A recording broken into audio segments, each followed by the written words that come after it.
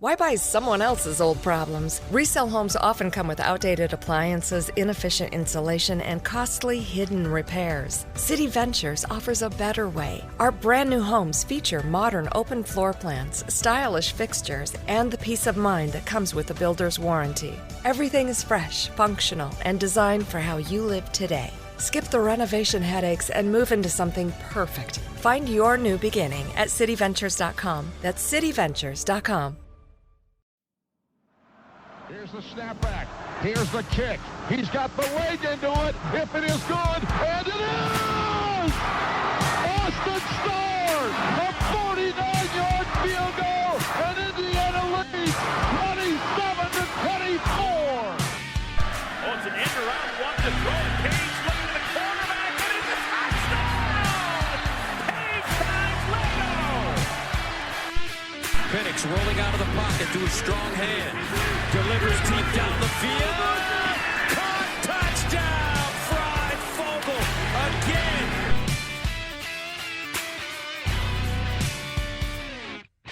Another win over a blue blood that turns into more ammo for the Purdue guys.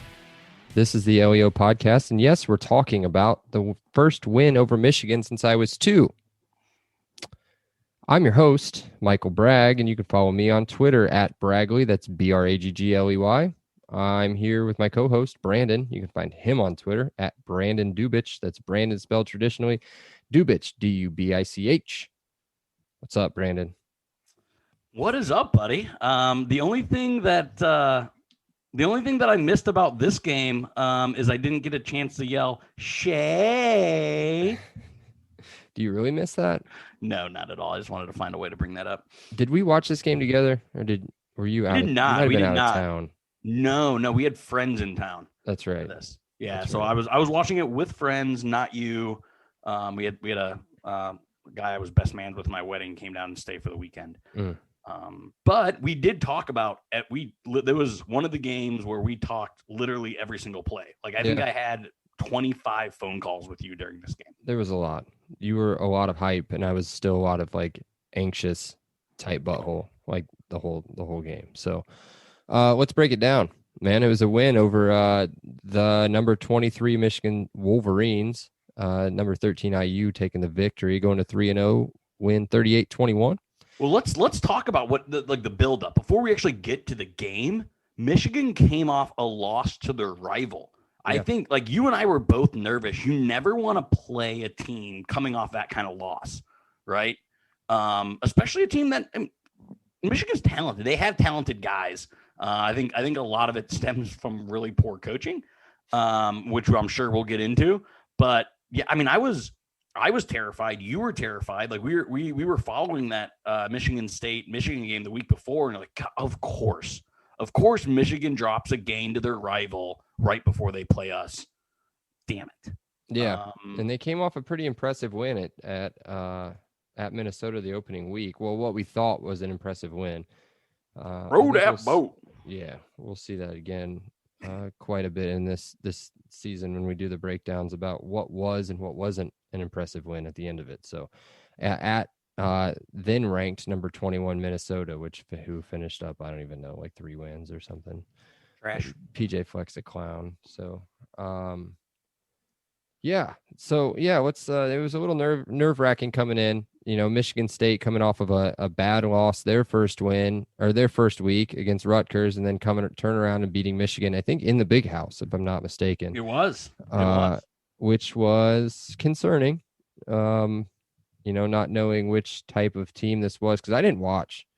I watched the highlights of that game, but I didn't watch any Michigan. I have no interest. I have no interest in watch. This is just how I am, though. I don't care about any other team other than mine, unless there's betting circumstances on. Unless Tulane bullshit. Yeah, I was going to say, or Tulane's on. Yeah. Tulane Tulsa on a Friday night under the lights. That's my kind of game. So let's get into this one though. Let's get into the victory over Michigan.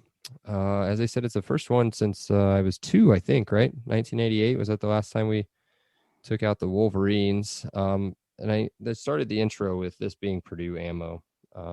They've somehow in their losing season Not going to a bowl game again, being a complete disappointment in their side of the state, have been able to turn around our Purdue victory, or our Penn State victory, and our Michigan victory around on us, and talk about how we over celebrated wins and everything else. But that's okay. We don't need to talk about. Let's talk about the game. Let's talk about the domination. I'll say it, domination from start to finish. We had a little bit of a scary moment here and there. First quarter was a little iffy. And then there were a couple moments there in the second half, but it was never really that close after halftime. No. Well, I mean, this was the Michael Penix breakout game.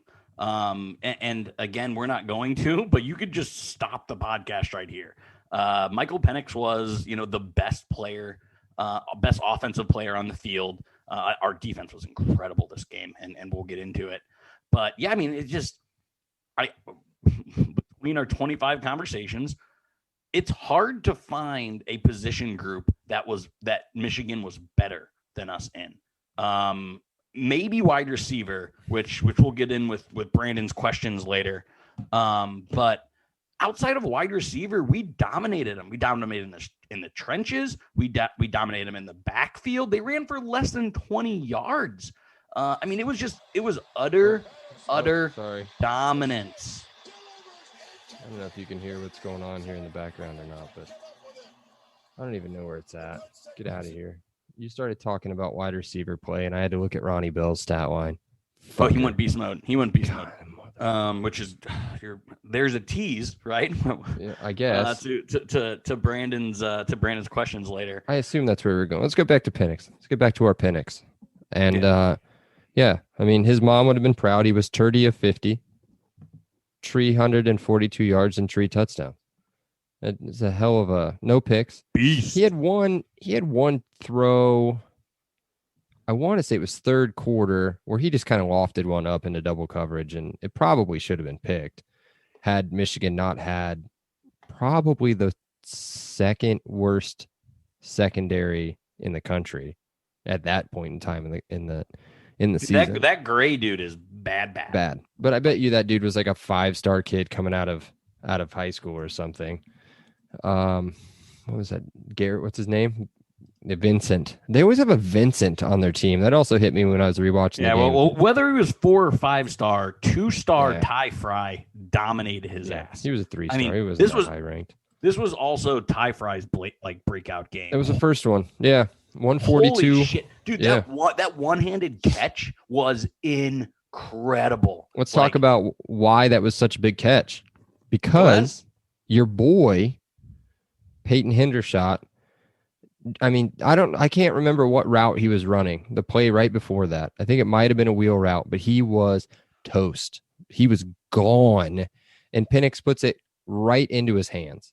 I mean, it could not have been any better. You could not have gone down there, floated in the air, little angels in the outfield style, and dropped it into his hands any better than what that pass got there. And of course, he's, stone hands and does drops what it. He does. So, what he does. It's very David Ellis-ish against Ohio State.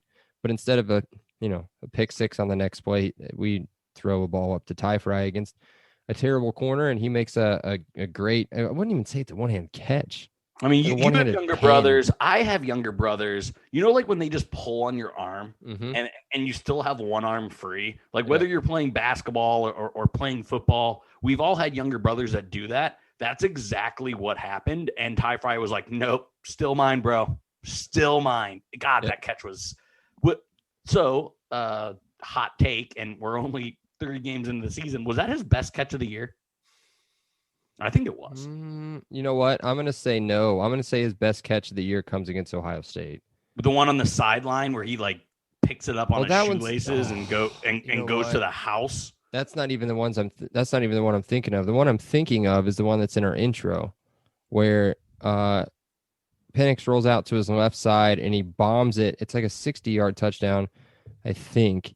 But he hits Freifogel on a post and he catches it in the back of the end zone and gets, while being just draped on, and it definitely wasn't Shaun Wade because Shaun Wade wouldn't have been draped on anybody. But it was somebody else that was all over him. and he still makes the catch. The one where he gets up and the dude's trying to punch it out of his hand still while he's standing in the back of the end zone. That I think that was his best catch. But now that you said that one up against the sideline where I was freaking out a little bit, I thought he had offensive pass interference, but there were two dudes just grabbing all over him. Makes that catch and goes down the side. It's a different game. It's 2 weeks. We'll get to that. 2 more pods. Regardless, that catch was this catch was insane. And did they actually, I just watched the game 5 hours ago. I don't think there was a flag thrown on that play either. No. There was no flag on the play, and he just goes and catches it one hand. Incredible. But I don't think it was the catch of the game. What would you call do you know what I'm talking about? Do you know where I'm going to go in catch of the game? It happened on the very first Michigan drive. On the very first Michigan drive? Where Jamar Johnson covers 15 to 20 yards in a blink. Oh, that one that he just barely gets out of bounds on the not an interception. Everyone remembers the Oladipo dunk that didn't go in. That's what this is for IU football. The interception that didn't count. Don't do my boy like that. I'm comparing him to Victor Oladipo. That's quite the praise. Mm-hmm. But again, Jamar Johnson covers 20 yards in a blink of an eye, comes up, and again, if he doesn't do that, it's probably a Michigan touchdown. They're probably up 7-0, which makes it a completely different game. Jamar Johnson, who's going to the NFL, that needs to be play number 1 on his scouting video, on his hype tape, whatever they do. That was the best catch of the game. It was NFL range. I've had some people say that they don't think he can make it as an NFL player. Bullshit. Throw that play up. Put that play up. It was incredible. Well, I think his first play is probably going to be the touchdown against Tennessee. It'll probably be the first one on the mixtape. No way. That was the most NFL. That was the most NFL play I think I've seen in the entire year of IU football. Okay. All right. I'll give it to you. I mean, he turned out to be pretty big in this game. I mean, he gets thrown out in is that first quarter? Mm-hmm. I think he gets thrown out in the first, because that's what leads to their first touchdown. He gets thrown out in the first quarter for throwing a punch. Who'd he punch? Ronnie Bell. What a shock. So, which he probably deserved it. So he punches Ronnie Bell. He gets thrown out. I mean, it was deserved. That was fine. I didn't have any problem with the penalty. It only gave us good old Fitzgerald and Bryson Bonds. Yeah, well, I think that was Bryson Bonds this game. Well, he was bad, but I think they stuck Burgess back there. But that pass for that touchdown on the very next play was Jalen Williams was there, and I mean, he just barely missed the play anyway. But again, he shouldn't be the one tracking all the way back. No, that's a blown coverage and a stud corner trying to make up for it. Yeah. On skill alone. Yeah. Big play Jay again. Cornelius Johnson. They have such good wide receivers. Cornelius Johnson's really good. Ronnie Bell is an absolute stud. He'll be playing football on Sundays. But I think big play Jay made up for it. He was good in the run game. He was good in coverage. He had his third straight game with an interception. Our defense was just amazing. Yeah. Yeah. So here's the turning point for me. That second quarter. So we go into the second quarter, it's still real nervous. I mean, we took the lead 14-7. And then your boy Chucky bombs a 52-yarder, and the defense was balling in the second quarter. We took a 24-7 lead over Michigan into halftime, 24-7. It was over. In my book, it was done. The way that they dominated that second quarter, there was a 96-yard touchdown drive. Foot on neck. I mean, again, we said it in the Rutgers game, and we said it in Penn State, that we had chances to put both of those games away, and we didn't. We let the teams hang around. We learned this time. I mean, again, you're right. That second quarter, we just stomped on them. And it wouldn't be a LEO podcast if A, Chucky Campbell didn't get brought up, and 2, I didn't compliment Nick Sheridan's play calling. our goal line offense is incredible. Yeah. Whether it's jumbo sets, running the ball, or it's our play action. I don't think these stats are probably out there. So here's Brandon making up stats again. We got to be about 75% successful rate, play action, drop off to a tight end. If he catches it. Damn it. But again, we did it again. Again, just like run, hand off, walk in, touchdown for Hendy.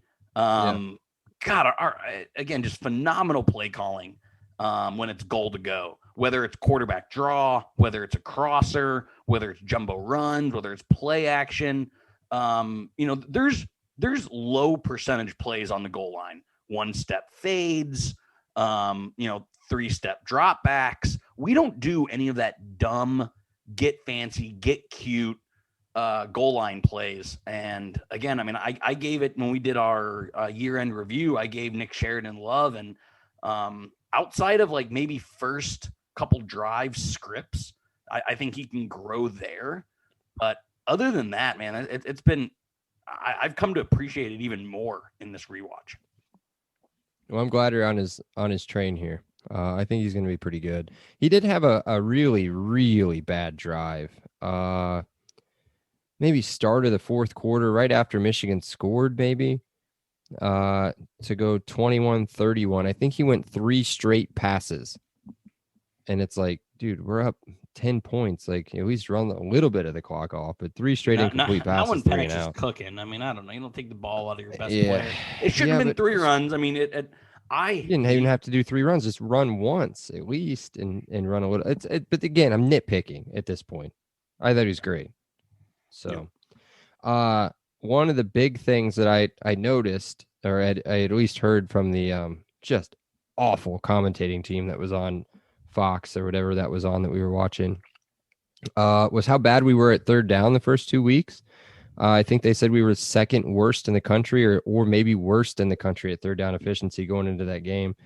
I just looked them up. 9 of 18, which isn't phenomenal, but that's great. I mean, 2 of 2 on fourth down, 9 of 18 on third down against Michigan. If you want to go between 30 and 40%, right? Like if you can go 1 for 3 on third downs, it's not awful, right? Like I think a lot of teams would take 1 for 3 on third downs, especially, if the third is anywhere from 5 to 7 yards to go. 50% is great. And to go with Fred Glass, again, to go on the announcer's bit, and I don't want to spend a lot of time on this because we should know better. We're never going to get any announcing love, especially when playing a blue blood. But Fred Glass said it. People don't want IU to be good. IU being good at football isn't good for TV. It's not good for money. Too freaking bad. Michigan getting the benefit of the doubt and then announcers being on their side is like the least shocking thing of all time. Yeah, it just caught me off guard because there were a couple of times where I'd go to the notes or I would stop paying attention and it would be on a drive where I knew that they were going to score. And man, every time they did something, a first down or we're going to end this conversation right after this, a first down or a touchdown. Jesus, dude, touchdown, Michigan, right about. And it's like, bro, they're down 20 points. Like, where was this when Hendershot scored or when Miles Marshall scored a touchdown? Dude. That was a great catch.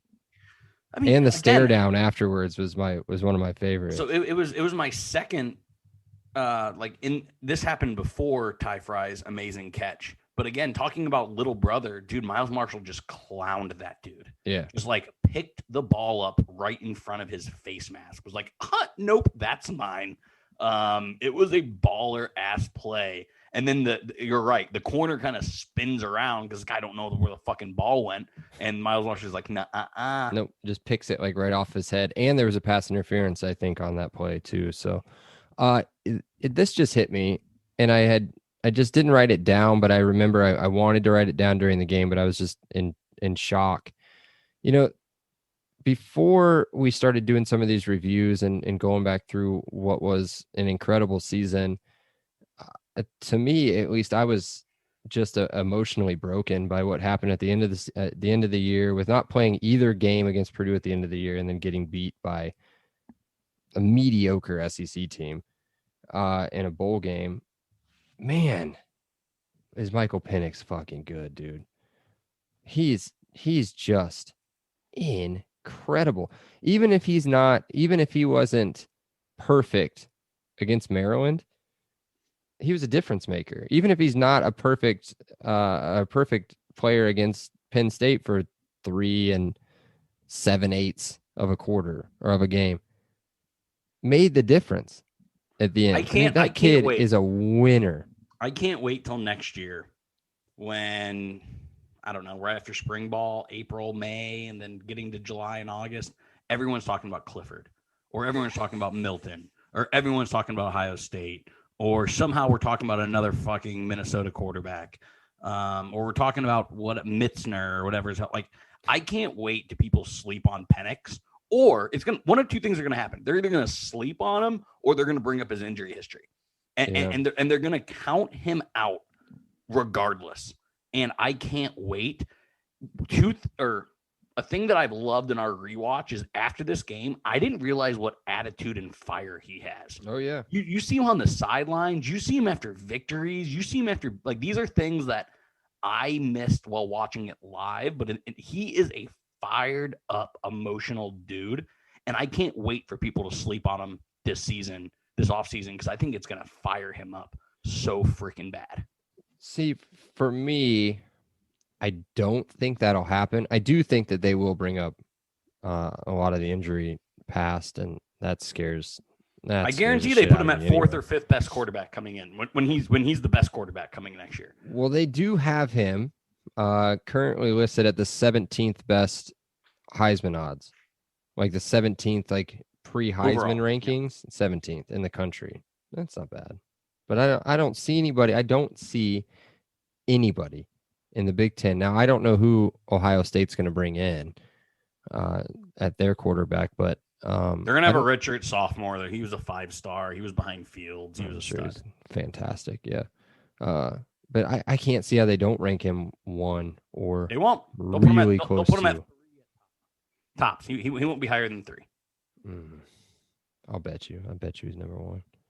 Nope. Bet you. Speaking of number 1, Whopper, dude. Yeah. What a transition that was, by the way. I'm a professional. You're getting good at this. You're getting good at this. A big game. See, I just flipped over to the stats. Again, haven't even looked at the stats again. He had 11 catches, but I thought he had way more than 79 yards. He had some big catches, though. That's another thing I'm starting to appreciate. Another thing that I'm appreciating in the rewatch, he's a slot guy. He's small, but he will put his head down. I counted 3 times. He was only successful 2 out of the 3, but where he's getting tackled or could get tackled before a first down, and he lowers his head and does his best to get a first down. There were 3 times in 3 different crossers, he caught the ball on the wrong side of the first down chain, and 2 of the 3 times he was successful getting a first down. Those are small plays that make a difference over time. I loved watching Whop in this game. I loved it. It was great. I think he may have had the most underrated play of the game. He had a catch. It was that second quarter drive to in the quarter, or almost in the quarter. We were third. Was it third down? Either they were still pinned all the way back, or it was third down really back up against the wall. And he had his biggest catch of the game, the 22-yarder, right across the middle, broke that drive wide open, and then it made that 96 yards a lot easier to obtain. Stevie had a good game. He's always going to score touchdowns. So there's one thing that I noticed that, again, it better show up in his. Again, I don't think he gets drafted, but he's not a liability to catch the ball.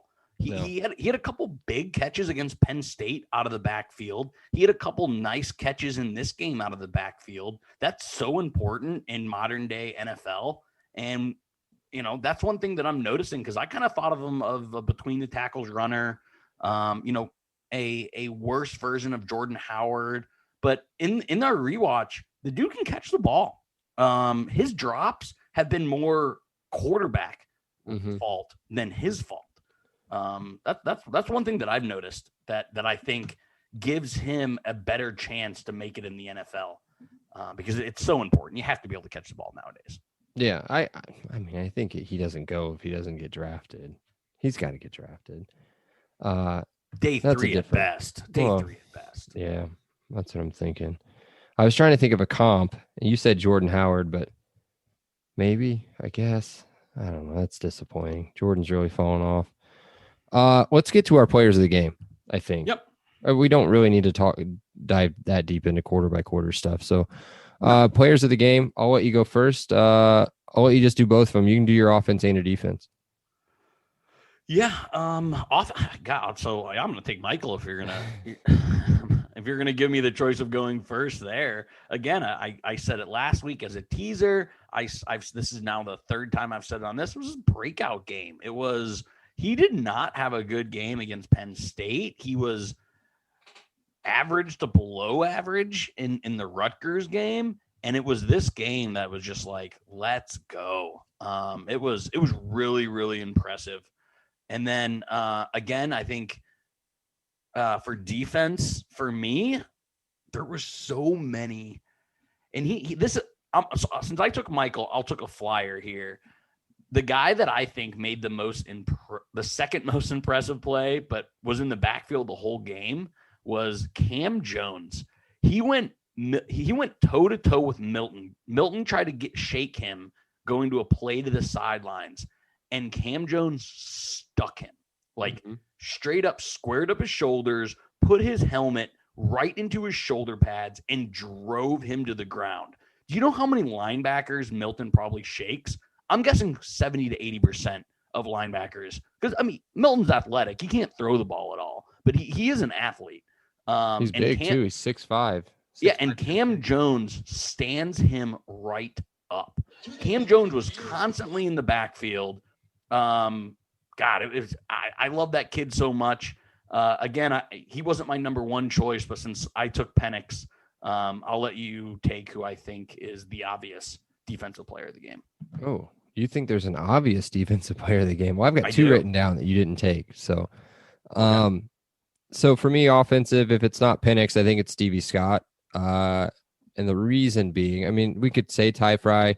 Dude, he went 7 for 142. Yeah, but no, just listen. What? Stevie was big, man. Stevie was a finisher in this game. There was a 4th and 1. I love Stevie. Third quarter. I've probably overrated Stevie. But interesting. So there's a 3rd and 1, 4th and 1. I want to say I can't be the first quarter. It wasn't the first quarter. It was the third quarter. It set up the touchdown in the third quarter. 4th and 1.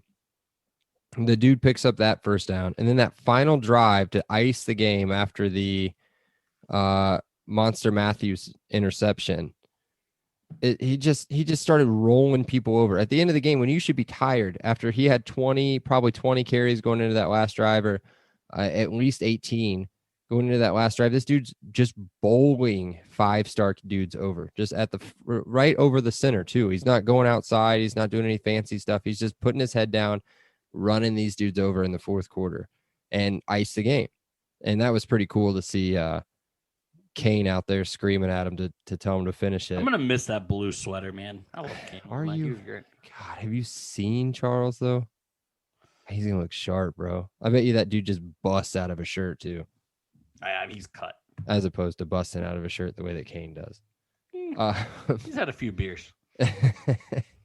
So, man, IU kind of put some pounds on him, huh? Like, I think he came in, like, pretty slender, like, or his kids. Maybe he's had, like, 4 kids since he's been here. So my defensive player of the game, I think I picked him last week, too, was Jamar. No, I'm just kidding. Reese Taylor. You did? That's 2 in a row now. He had a play. I can't remember. It has to be the running back. Man, I wish I wrote it down. It wasn't Milton. So yes, it was. It was it was end of the second. It was before our drive, before the 96-yard drive in the second quarter. They were on our side of the field. Like we did a really good job of bending, not breaking. We stalled a lot of their drives between like the 35 and the 50. and they had like 3rd and 6, third. I mean, it was long to go, and we just sent one of our vintage corner blitzes, and right. Reese Taylor That's right. blows him up. Yep. They put him back to like the 50, I think. Yeah, Taiwan did the same thing where it was actually, I don't know. Yeah, late in the game, fourth quarter, I think. It was the same exact play in like the same spot of the field, but that was a big play. Again, we turned that into a touchdown, which is always so huge. But yeah, that Reese Taylor play was significant. Yeah, Reese was big, man. Led the team in tackles, 1 sack. He had 2 TFLs. He got burnt for a touchdown. But He did. But what are you gonna do? You just beating. They got good wide receivers. They got good wide receivers. I'm not gonna blame anyone for getting beat by Cornelius Johnson or Ronnie Bell. Yeah, I'll be really interested to see what they look like next year. I don't. They could be really good. I think they're going to be really good. I mean, again, Haskins, right? Yeah, he was a freshman. Ronnie Bell and Cornelius Johnson are coming back. Again, I think Milton I think he stinks. But again, second year, full off season as a returning quarter. Because remember, they didn't know who was going to be their quarterback going into the entire year. I think Michigan comes back as a really talented team. Just unfortunately, they have probably a bottom 3rd coach in the entire Big Ten in the country. Him and his fat ass khakis. God, I hope he's there forever. Yeah. So let's go do Brando's Randos. But before we do that, let's hit our sponsor promo. Today's podcast is sponsored by the Monon Track Club. Monon Track Club is Indiana's running brand built on a deep love for the sport in the Hoosier State. They craft products, tell stories, and create experiences that aim to celebrate, support, and add to Indiana's running culture. Brandon, do you like running? Me neither. But do you like sick hoodies and t-shirts? Love sick hoodie. You got me a sick Indiana hoodie for Christmas. Right. Yeah, I didn't get it from them, but they do make sick hoodies. They do. Check out the link in the show notes. Shop MTC. Support an IU alumni-owned small business. And as a thank you to our listeners, the MTC is offering 10% off your purchase. Just use the code LEO10. That's LEO10. That's LEO, the letters LEO. The number is 10 at checkout, and that'll get you 10% off your sickness. Sick. Is that right? Yeah, whatever. Get down with the sick. Yep. Now, on to everybody's favorite part of the pod, Brando's Randos. Let's see what you got for me, Brandon. You told me before this, Brandon, you don't need to have 3. Don't force it. I don't care. I'm asking you 3 anyway. The first one's a layup. First one, get you warmed up, get it going. We do a great job of it, but I don't. Again, in the rewatch, why do teams return kickoffs? I counted it 3 times in this game that Michigan returned a kickoff, and we got them on inside the 20. So, can you please explain to me why teams return kickoffs in college football? Have you watched us return a kickoff? No. That's what I mean. Because we just don't do it. We can't be that much smarter than everyone else. Well, we're playing Indiana, so why not return a kickoff against them? You know what I mean? Yeah. Like, it's Indiana. It's Indiana. Next year, I don't think you'll see every game. We teams are starting on their 13, on their 17. It didn't happen in this game, but it definitely happened in the year a few times inside their 10. I just don't, especially how good Indiana is at covering kickoffs. In all 3 games, and to start this one, I just don't understand. Yeah, why teams. We've got dangerous return guys, and especially in Reese, or if they put Hewitt back there. We got Matthews coming next year. Yeah, and I think we're gonna have 1 or 2 returns next year. And I don't think we've had a great returner since Shane, but yeah, we'll see. That's a good question. Yeah. So next question is, again, we've seen it. We've seen Swinton make a big play this year. We've seen Miles Marshall make a big play this year. We've seen Jacoby Hewitt make a big play next year. Out of those 3 guys, who are you most excited for next year? And it's a big if, he can keep his effing helmet on I think Jacoby Hewitt is going to be a monster. Like top. Man, I don't know if he's got that much time. Maybe. He's going to be a redshirt sophomore. Yep. Yeah, I think he'll be a top 5 wide receiver at IU by the time he's done.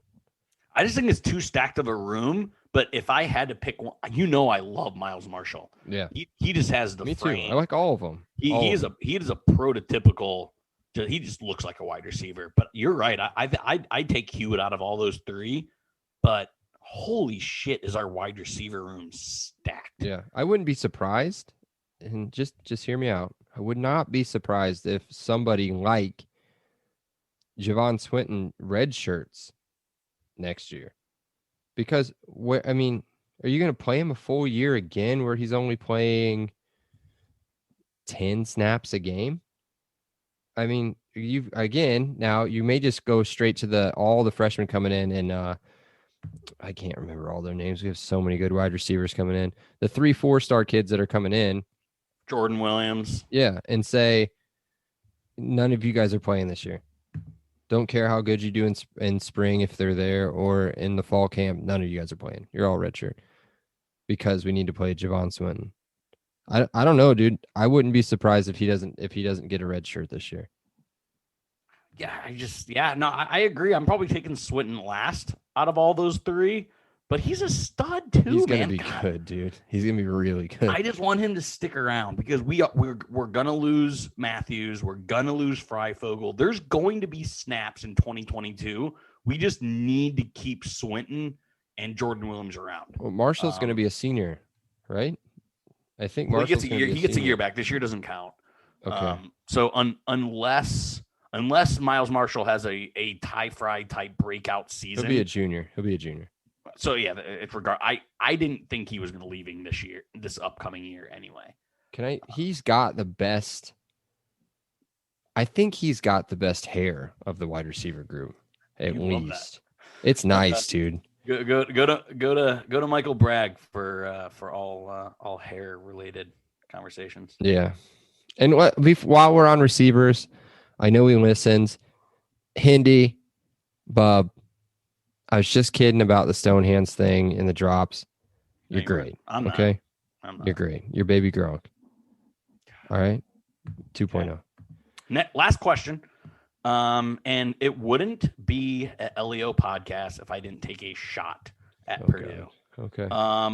So it's gym class and you're picking your team and you have to pick a wide receiver. Are you picking Ronnie Bell or David Bell? Oh, this is going to hit me in a different spot here. It's David Bell. Oh no. The reason I'm building my team. No, again, you're at gym class. You need to go win. Or I'm throwing against somebody. No, you want him on your team. Yeah, David Bell. The kid catches everything. That's number one. Ronnie Number two, I would throw a ball at Ronnie Bell even if he was on my team. That twat was celebrating a first down when they were down 24 points, dude. He got up, let's go, and celebrated like they were down 6 going in to go score and take the lead to win the game. Like, grow up, bro. Well, I guess grow up, bro. I mean, he's like 20. I probably would have done the same thing. But, yeah. And then the dude sitting here talking to my boy, get my boy kicked out. Come on. Yeah, no. I think that's persuading it a little bit. I mean, David Bell's really good. You can't go wrong with either one. But I'm taking Ronnie Bell over David Brandon, Bell. This is the first time I think we may fight on this.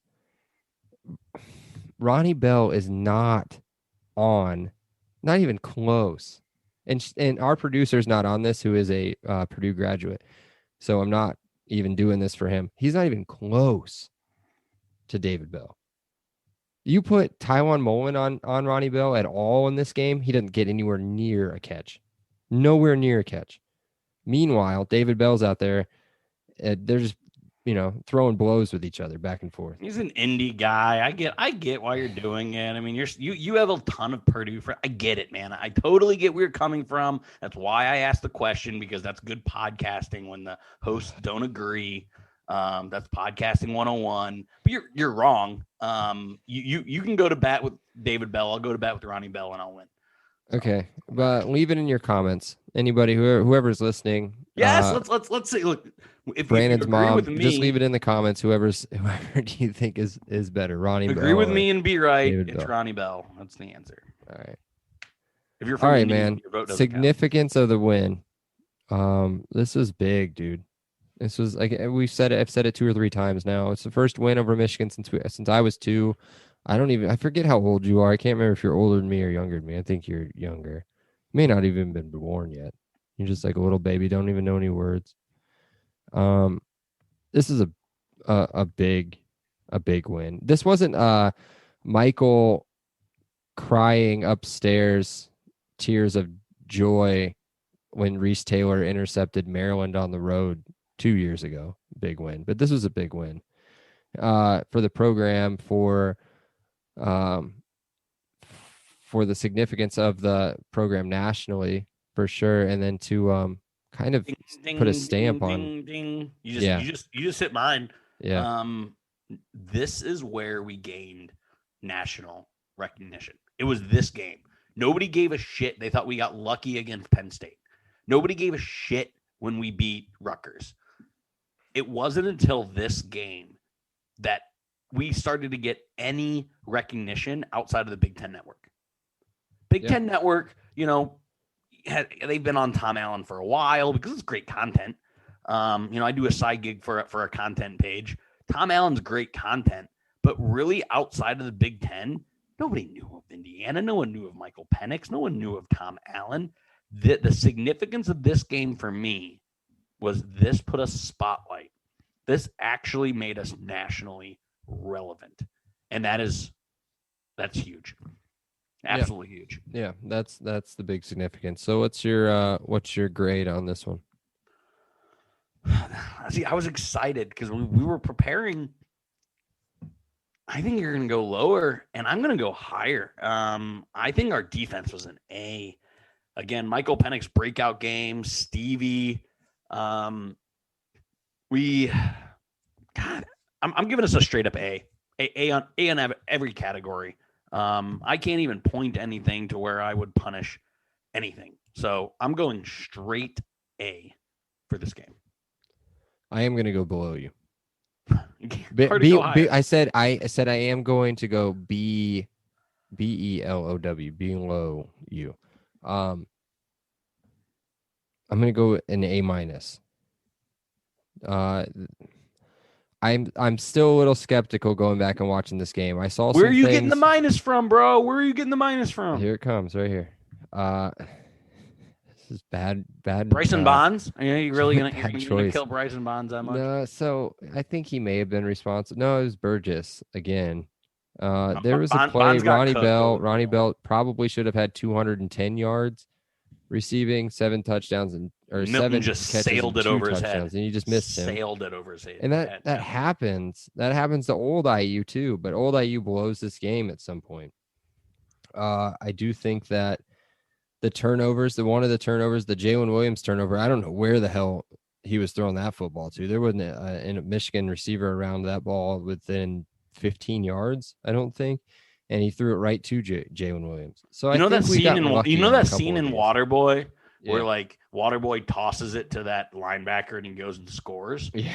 I mean, Jalen didn't score on that play, but yeah, Jalen when he got the ball, he was like, "Oh my god, I got the ball!" It's like nobody's around me. How did this happen? Yeah, it was pretty funny. Yeah, I do. So maybe I should rank it higher. Maybe I'm just overthinking it because I'm just scared. Dude, this was what's happened before. This was the best IU game I've ever seen. Because we played on against... a performance scale. You're right. It's not emotional where I'm hugging you and tackling you, and it's not like crying.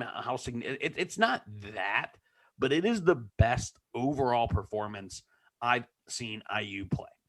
Well, and again, they played against 2 probably first roundish defensive ends, and what they give up one sack maybe. I don't even have it in front of me right now. I just got off of it.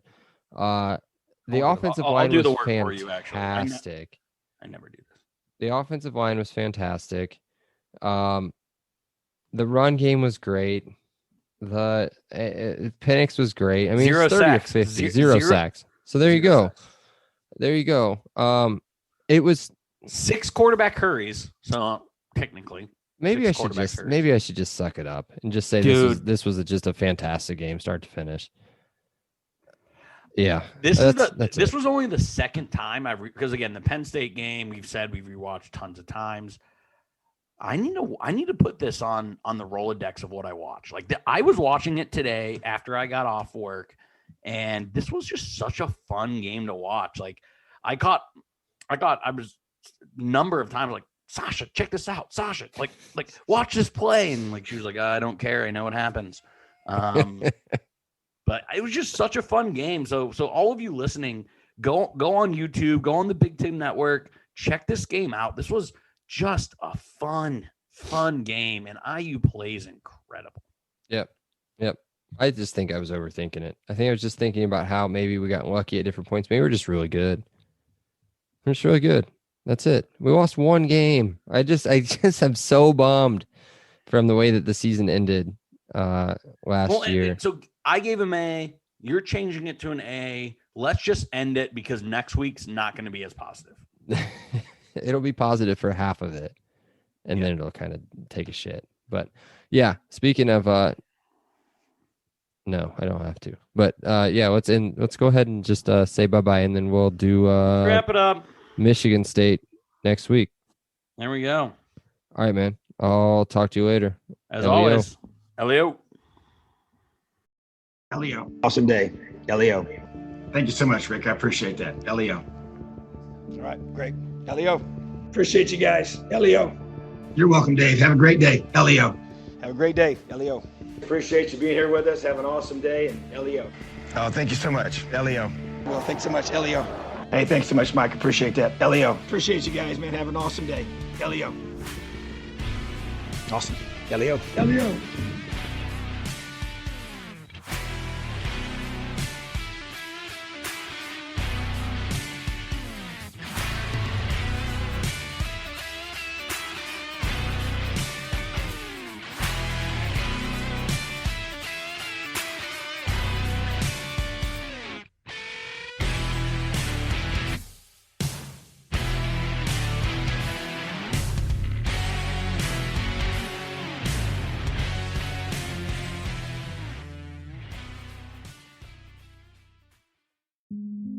Want stories that spark ideas and inspire hope?